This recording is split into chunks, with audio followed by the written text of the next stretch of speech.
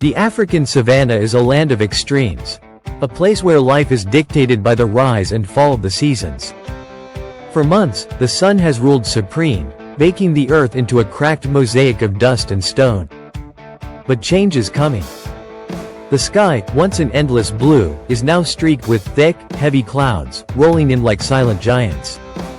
The Intertropical Convergence Zone, a belt of intense thunderstorms that marks the shifting of the monsoons, has begun its march southward.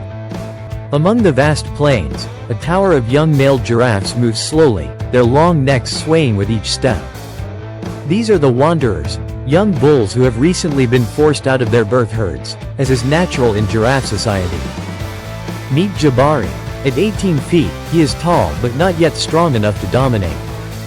He is learning the ways of the nomads, following older bulls who have tested themselves in combat, those who have survived droughts, predators, and the constant, quiet battle of endurance that life demands.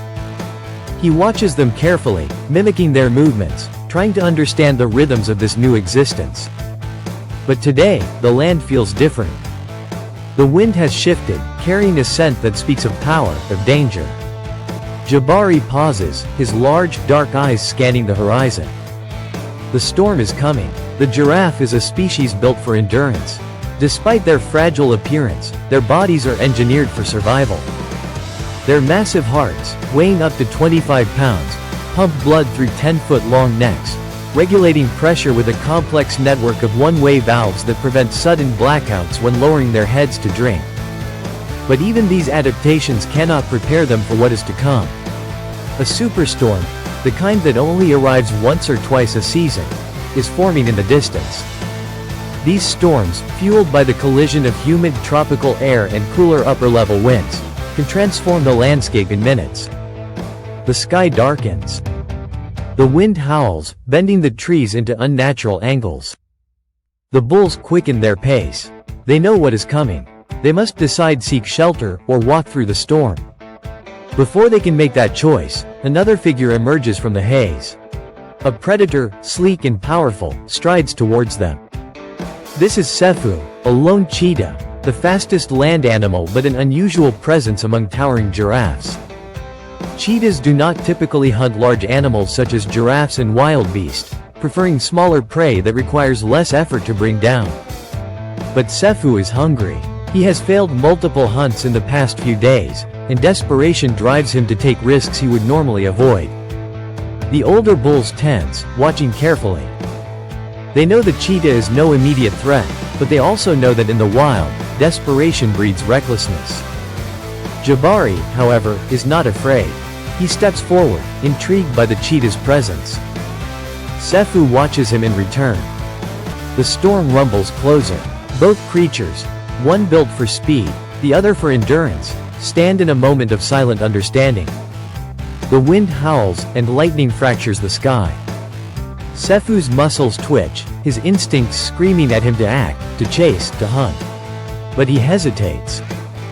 Jabari does not run.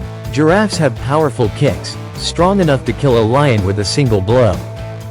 If Sefu makes a mistake, he will not live to hunt again.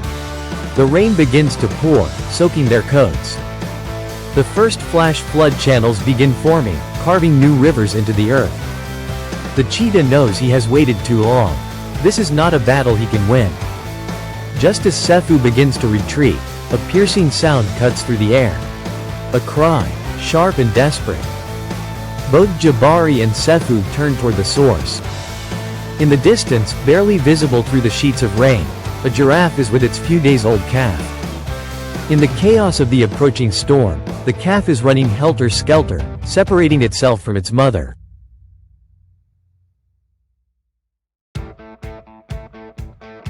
For Sefu, this is a second chance. A giraffe calf is not easy prey, but it is much easier than an adult bull. He lowers his body, muscles coiled, ready to strike. Jabari sees the shift in Sefu's posture. He knows what is about to happen.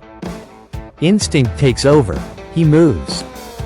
Sefu bursts forward, his sleek body cutting through the storm like an arrow.